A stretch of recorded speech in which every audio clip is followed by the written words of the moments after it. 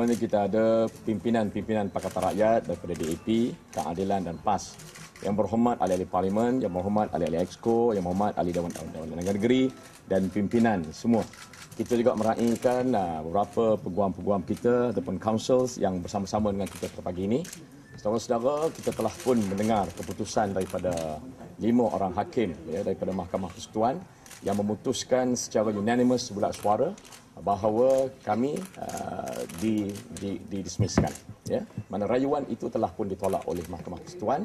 Maka untuk ini Mahkamah Persekutuan telah membuat keputusan penghakiman bahawa Zambry dan juga UMNO Besar Nasional adalah menteri besar dan kerajaan yang sah mengikut verdik tadi, mengikut keputusan itu. Jadi saya nak memberitahu bahawa ini merupakan satu petanda yang amat-amat hitam dalam sejarah Malaysia oleh kerana kita merasakan bahawa rakyat mahu melihat supaya institusi kehakiman ini diberi ruang sebebas-bebasnya untuk membuat keputusan. Tapi apa yang saudara dengar tadi, keputusan itu seolah-olah memberikan gambaran bahawa institusi kehakiman masih lagi belum terlepas dan bebas daripada apa-apa sahaja influence ataupun pengaruh. Jadi untuk itu, this is the saddest moment for peace-loving Malaysians. Jadi untuk itu kita mahu memberitahu kepada saudara bahawa kemelut perlembagaan di Perak belum dapat diselesaikan kecuali hak untuk memilih kerajaan diberikan kepada rakyat semula. Mahkamah tadi hanya menginterpretasi atau memetafsirkan undang-undang. Jadi untuk itu kami terpaksa memikirkan semula. Ada perkara-perkara yang disebutkan tadi yang perlu diperhalusi dan dibincangkan semula.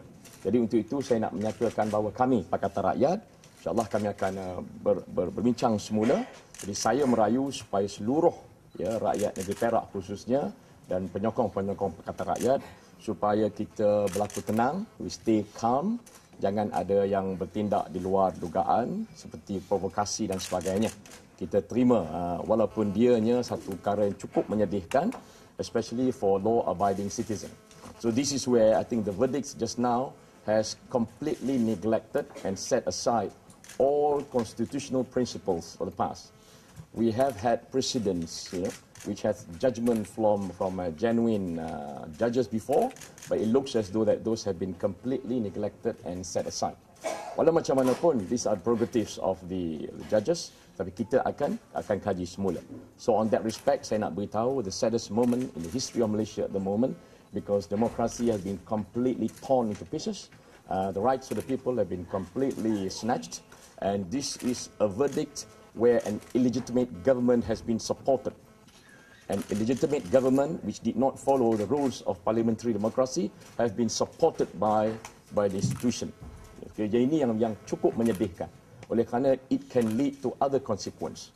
Dia akan memberikan ruang supaya demokrasi di Malaysia ini akan diikat, akan jauh lebih kusut oleh kerana seolah-olah dia menjurus kepada satu suasana akan datang nanti absolute monarki. Maknanya kita tidak ada payah pilihan raya, kita tidak ada payah ada parlimen oleh kerana monarki boleh menetapkan siapa menjadi pemimpin sesebuah negeri ataupun negara. This is the highest risk that the Malaysians are facing now, and this is the thing that we have to make it good. Kita kena perbaiki balik. Tapi verdict yang saudara tengok tadi, bagi saya sendiri merasakan bahawa ianya merupakan mengenepikan apa sahaja prinsip-prinsip yang terkandung dalam perlembagaan kita. Jadi untuk itu, walaupun kami rasakan it is not unexpected. The decision by the 5 judges is something which is not unexpected. So yang tu yang kita nak rasa bahawa this is a saddest moment. Jadi untuk itu kita merasakan bahawa ada kita punya council kat sini yang boleh memberikan interpretasi berkenaan dengan judgement 1 jam tadi yang boleh saudara-saudara dikemukakan.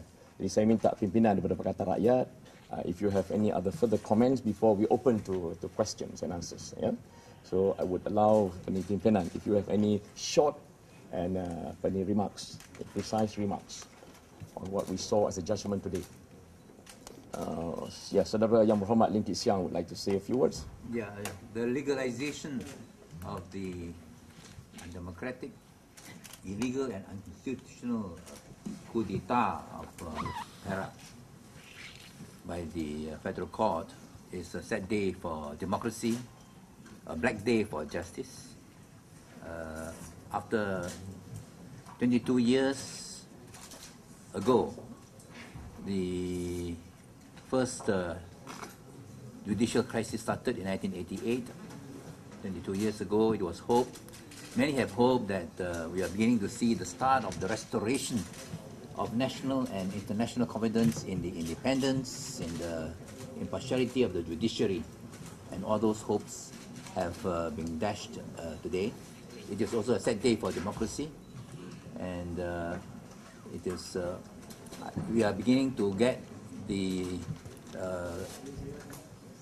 reactions of the people who are feeling shocked and astounded by this judgment, although it is not unexpected.